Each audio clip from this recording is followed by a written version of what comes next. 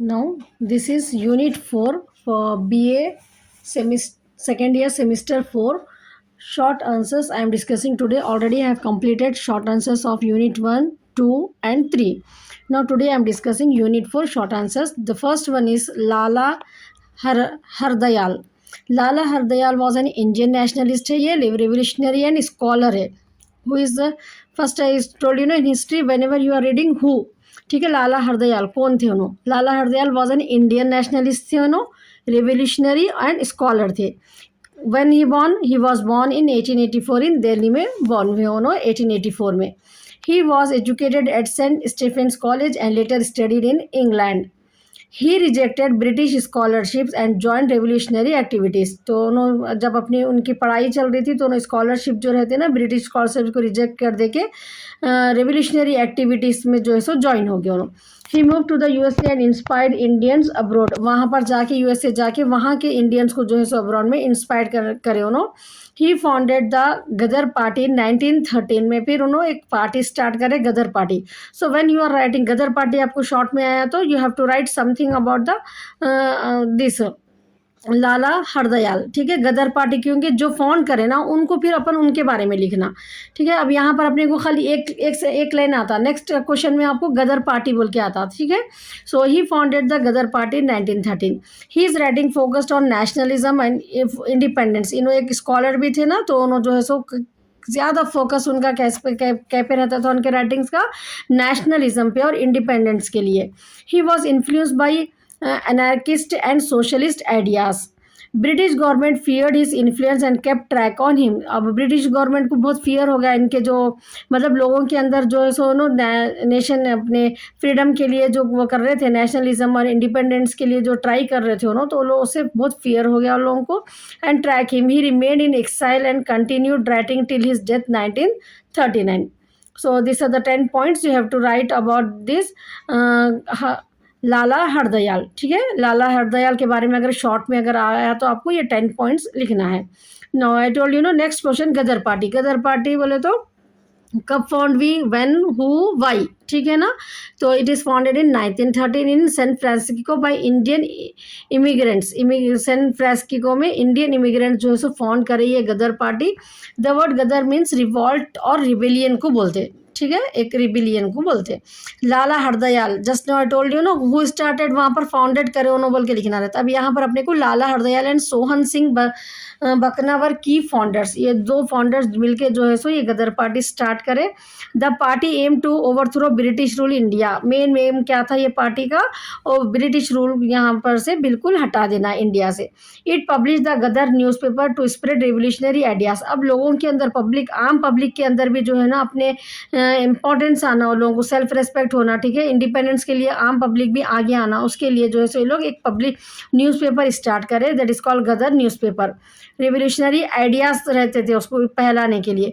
It has strong support from Indians in the US, Canada and East India.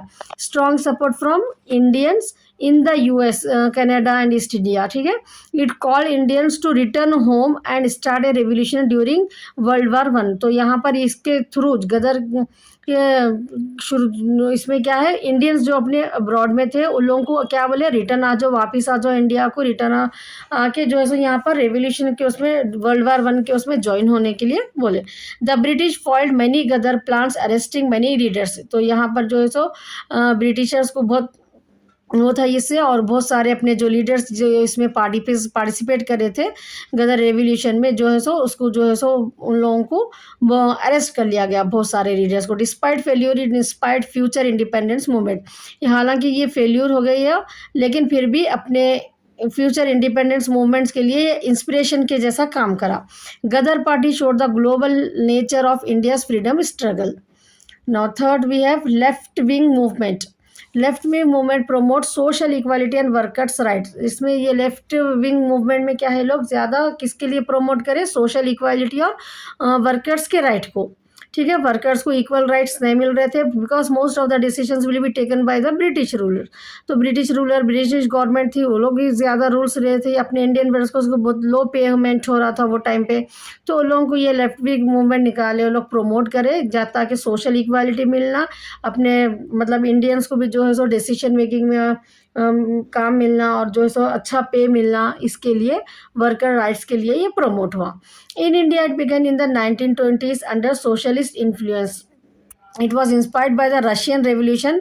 1917 को Russian revolution जो था हुआ ना, उससे इंस्पायर होकर ये लेफ्ट विंग मूवमेंट जो है सो स्टार्ट हुआ इंडिया में। Leaders like M N Rao and S A Dange played major roles. It focuses on land reforms and rights of labourers and peasant. Farmers के राइट्स क्या है, लेबरर्स के राइट्स क्या है, उसके ऊपर ज़्यादा फोकस था इसका। The communist party of India CPI was formed in 1925। They criticize British imperialism and capitalist exploitation. Left wing groups often clash with the moderates and the Congress. ठीक है, moderates और कांग्रेस जो थे दो, उस दोनों में जो है सो क्लैश रहता था ये लेफ्ट विंग ग्रुप में। Their ideas influence trade union and student movement. इन लोगों का मेनली आइडिया क्या था, ट्रेड यूनियन और स्टूडेंट मूवमेंट के लिए था। Even after independence left wing parties remained active in Indian politics में, फिर भी ये लेफ्ट विंग पार्टी जो है सो एक्टिवेट थी। So these are the questions. Fourth unit I have discussed. Now come to the fifth unit. Muhammad Ali Jinnah. Jinnah was a lawyer थे and political leader थे from British India. ठीक है, he was born in 1876 Karachi में born हुए initially a member of Indian National Congress के members थे पहले starting में। इनिशियली में starting, later he join the Muslim League and became its leader. पहले INC इंडियन नेशनल कांग्रेस के लीडर थे, देन उसके बाद जो है ये मुस्लिम लीग के लीडर बन गए। He demanded separate rights for Muslims. अब यहाँ पर इन्हों का मोस्टली मोहम्मद अली जिन्ना का डिमांड क्या था कि सेपरेट राइट्स होना मुस्लिम्स के लिए। He propose the 2 nation theory जो सब प्रपोज करे उन्होंने। Jinnah became the key figure behind the creation of Pakistan. तो पाकिस्तान जो सेपरेट हुआ ना, उसके लिए जो है सब बहुत की फिगर इनका ही है। He is known as the father of Pakistan बोलते हैं इनको। He became Pakistan first governor general भी बने नो इन 1947 में। He died in 1948 shortly after Pakistan independence होते ही जो है सो उनकी डेथ हो गई। Now next we have Republic of India. India became this, you can write it by your own also. Just I'll read out once. India became a republic on 26 January 1950. The Constitution of India came into effect on that day. ठीक है ना, अपने को independence मिला 15 अगस्त 1947 में, लेकिन अपने को जो रिपब्लिक अपन जो डे बनाते हैं वो क्यों बनाते हैं, क्योंकि अपना कॉन्स्टिट्यूशन जो बुक है अपनी, जो अपन रूल्स एंड रेगुलेशंस का जो सेट रहता पूरा उसमें, वो जो है so come into effect on that day 26 जनवरी से इफेक्ट में आया। That's why we celebrate it as a republic day. Republic means a countries without a monarch. ठीक है, कोई भी यहाँ पर अपने को वो ब्रिटिशर्स का रूल नहीं था। People elect the head. Doctor B R Ambedkar जो है ना फर्स्ट चीफ आर्किटेक्ट है ये कॉन्स्टिट्यूशन के। The president is the head of state in the Republic. India adopted democratic secular and socialist principles adopt करें यहाँ पर इंडिया अपने मतलब सब रिलीजन के लोग मिलकर रहना। Government of the government by the government of the people by the people for the people. Democratic government रहना, ठीक है, सोशलिस्ट रहना, सबको इक्वल राइट्स रहना, यहाँ पर ये प्रिंसिपल्स को इंडिया अडॉप्ट करे। The constitution provides rights and duties to citizen. अब इसके अंदर कॉन्स्टिट्यूशन के अंदर जो है ना क्लियरली मेंशन किया गया कि सिटीजन्स के राइट्स क्या है, ड्यूटीज क्या है उनके। ठीक है, इट्स क्लियर है। पार्लियामेंट्री सिस्टम भी गवर्नमेंट है अपने को। A fundamental rights protect freedom and equality. Republic day celebrated every year with a grand parade in Delhi. Now next we have Panchsheel. Panchsheel means 5 principles of peaceful coexistence. Panchsheel का meaning क्या है, 5 principles को बोलते हैं जो पीसफुल कोएग्जिस्टेंस होते हैं। It was signed by India and China in 1954 में। ये दोनों कंट्री मिलके जो है सो ये एग्रीमेंट साइन करे Panchsheel. This principles were promoted by Jawaharlal Nehru and Zhou Enlai. The 5 principles are क्या क्या थी, mutual respect for each other, territorial integrity, एक दूसरे की टेरिटरी को म्यूचुअली रेस्पेक्ट करना, ठीक है, चाइना और इंडिया के बीच में वासो है ये। Non aggression, non interference in internal affair में कोई भी इंटरफेयर नहीं हो रहा, उनकी कंट्री का उन्होंने देखना, अपनी कंट्री का अपन देखना, ठीक है। Equality and mutual benefit and peaceful को एग्जिस्टेंस, ये जो है सो 5 चीज़ें 5 प्रिंसिपल्स उसमें थे ये एग्रीमेंट में। It aimed and promoting peace and avoiding conflict. क्यों बना ये है, पंचशील मेन मकसद जो चाइना और इंडिया में भी वार होते ना हुए थे ना, तो इसके वो उसके लिए जो है सो यहाँ पर प्रोमोट करने के लिए पीस को और अवॉइडिंग कॉन्फ्लिक्ट्स, लड़ाई झगड़े नहीं होना अपने नेबरिंग कंट्री से बोल के।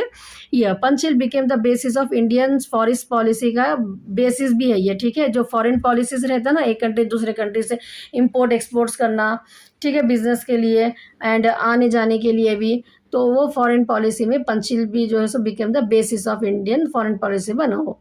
It influence the non aligned movement despite this India China relation worse later, लेकिन फिर भी उसके बावजूद भी पंचशील स्टार्ट करने के बावजूद भी इंडिया चाइना का रिलेशन बाद में बहुत वर्स हो गया था। It remains an ideal of diplomacy and peaceful international relations, लेकिन फिर भी इसके जो पॉलिसीज थे जो, ठीक है, जो एग्रीमेंट में जो थे ना प्रिंसिपल जो थे ना 5 प्रिंसिपल, वो जो है सो इंटरनेशनल रिलेशन में पीसफुल रहने के लिए थे वो। Many countries appreciated this balance approach in the cold war era, तो बहुत सारे कंट्रीज जो है सो ये 5 प्रिंसिपल पंचशील के फॉलो करे इसको कोल्ड वार एरा के लिए। So with this I have completed all the short question answers of history BA semester 4. So all the best. In the next video I will try to upload long answers.